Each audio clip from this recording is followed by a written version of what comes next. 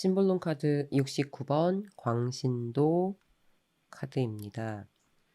이제부터 전갈 자리로 들어왔습니다.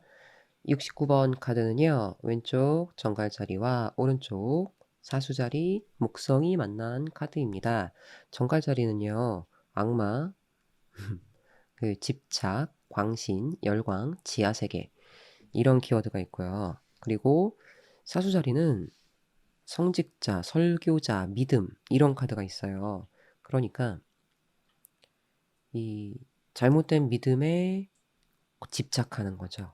그렇게 되는 거죠. 너무 안 어려워요. 쉬워요. 그냥 집착, 광신 이것만 생각하면 돼요. 그래서 키워드 해설서에 나와 있는 키워드 영문 번역만 여러분 보시면 될 것 같은데 우상 숭배 이거는 가수를 미친 듯이 좋아하는 청소년 여러분들도 해당이 될 것 같습니다. 그리고 비밀 종교의 교리, 뭐 신천지 뭐 이런 거 있잖아요, 그죠? 그리고 흔들리지 않는 믿음. 이거 특히 정치에서 좀 심하죠, 그죠? 너 1번 찍었니, 2번 찍었니 이러면서 막 싸우잖아요. 그리고 여기 제가 이걸 말씀드리려고 했는데 퍼스티브 띵킹 하면 퍼스티브를 좀 긍정적인 이런 뜻으로 보잖아요. 근데 영 좀 저는 이상하더라고요. 그래서 사전을 찾아보니까 퍼스티브에 무엇이 옳거나 사실임을 전적으로 확신하는 이런 뜻이 있어요. 그래서 퍼스티브는 긍정적인으로 보지 마시고요. 확신하는 믿음 이렇게 보시면 될 것 같아요. 그리고 극단적 광신자 그리고 절대적인 믿음 이런 식으로 무언가에 막 미쳐있는 사람들 여러 많이 보시잖아요. 그런 사람들 생각하시면 돼요. 아무리 말해도 안 들려. 그죠? 그런 상태를 생각하시면 됩니다. 그래서 다시 한번 말씀드리면 악마가 정갈자리죠. 악마가 설교자가 되어 광신도를 만들어낸다. 그리고 여기서 핵심은 이 광신도들이죠. 광신도들의 맹목적 믿음과 집착. 그래서 69번 카드가 문제점 자리에 나왔다면 당신은 지금 어떤 믿음에 갇혀 있다. 그리고 해결 방법 가운데 자리에 나왔다면 이성적이고 논리적인 방식을 따라가야 한다. 감정적이 아니라 주관적인 느낌적인 느낌이 아니라 지금 봤는데 십자가가 뒤집어져 있네요. 소름 끼쳐. 어, 감정적이거나 느낌적인 필 이런 게 아니라 뭐 신내림 받았어 이런 거 아니라 이성적이고 논리적으로 방식을 따라가야 되는데 이 이 사람은 또 나중에는 무조건 이성과 논리적인 방식만 따르려고 거기에 또 집착해. 그래서 이제 또 조금 있다가 그 방식에만 또 집착하지 않도록 조심해라. 그러니까 예를 들어서 어떤 병에 걸렸단 말이에요. 근데 이제 병에 걸려서 온갖 민간요법을 막 다 찾아다니던 사람이 있었어요. 근데 그 사람이 이러지 말아라. 이성적으로 현대의학의 힘을 빌려라. 그래서 의사를 찾아가라. 대학병원에 찾아가라. 이 소리 들었어요. 그랬더니 또 그것만 믿고 온갖 대학병원이란 대학병원 다 다니는 거야. 검사 여기서 받고 저기서 받고 똑같은 검사 계속 받고 막 이런 식으로 뭔가에 집착하게 된다는 거죠. 그래서 한마디로 집착할 수 있으니까 좀 조심해라. 이제 이렇게 봐주시고요. 그 결과는 깨닫는 거죠. 내가 영적으로 죽은 무언가에 매여 있었음을 깨닫는다. 한마디로 이제 영적으로 죽었다라는 거는 내 정신 건강에 도움이 되지 않는 무언가에 매여 있었음을 깨닫는다. 그리고 그걸 깨닫기만 해도 악마는 사라지게 된다. 예를 들어서 이게 어떤 사람을 내가 너무너무 사랑해. 그러다가 얼마 후에 좀 깨닫지 않아요? 그 당시에는 막 미칠 것 같은데 나중에 깨닫잖아. 내가 그런 사람을 왜 좋아했지? 막 이러면서 약간 그런 느낌이야. 깨닫는 거죠. 그래서 69번은 무언가에 집착한다. 광적으로 믿는다. 귀가 막 막혀 있다. 이렇게 생각하시면 돼요. 안 어렵고요. 70번이 많이 제가 오랫동안 막혀 있었습니다. 이 레테의 강 찾으려다가 내가 이거 기원을 찾아보려다가 미쳐버리는 줄 알았어요. 그래서 쉽게 가보려고 합니다. 우리는 왕초보니까요. 70번 우울 카드는 정갈 자리와 염소 자리가 만났습니다. 그러니까 최고의 음과 음이 만난 카드죠. 이렇게 우울할 수가 없어. 어두움의 끝판왕 둘이 만난 거예요. 명왕성은 심지어 태양계 행성에서 이제 없어졌잖아요.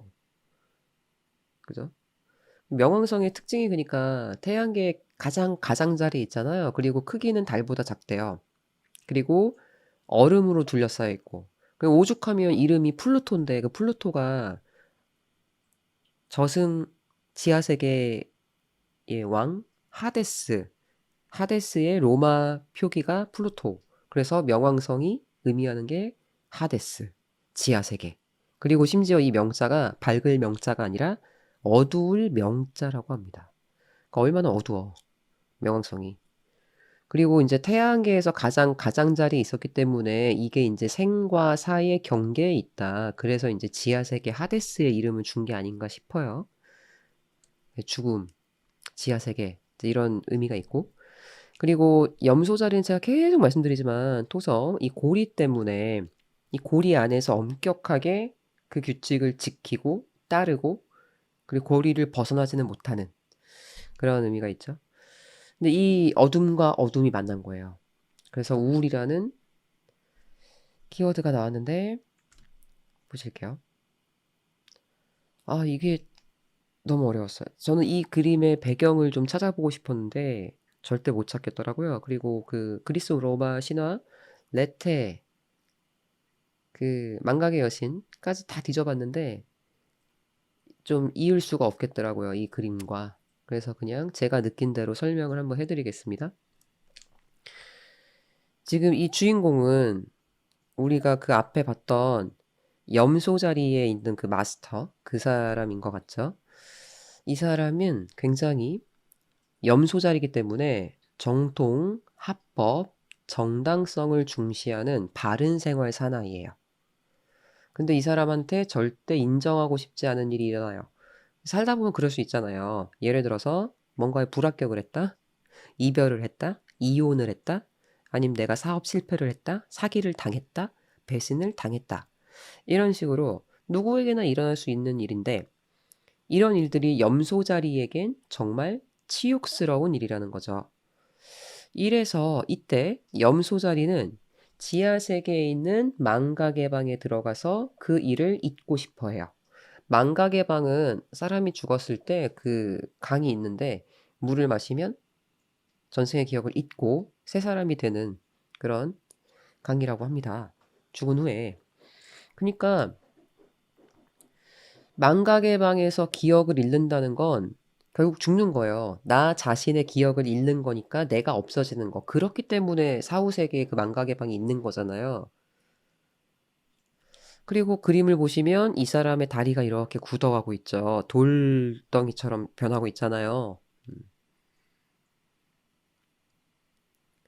그 말은 그 기억을 잃는다는 건 아픈 기억이기 때문에 잊고는 싶겠지만 기억을 없앤다는 건 내가 이렇게 죽어간다는 겁니다. 이 주변에 보시면 죽은 사람들이 많죠. 그렇다면 이 카드가 말해주는 결론이 뭘까요? 빨리 망각의 방을 나오지 않으면 이 남자 또한 돌처럼 굳어져서 죽을 것이다. 이거죠. 저는 이렇게 이해를 했습니다. 그러니까 이 사람이 너무나 엄격한 스스로에게 엄격한 염소자리라는 거에 포커스를 뒀어요. 저는.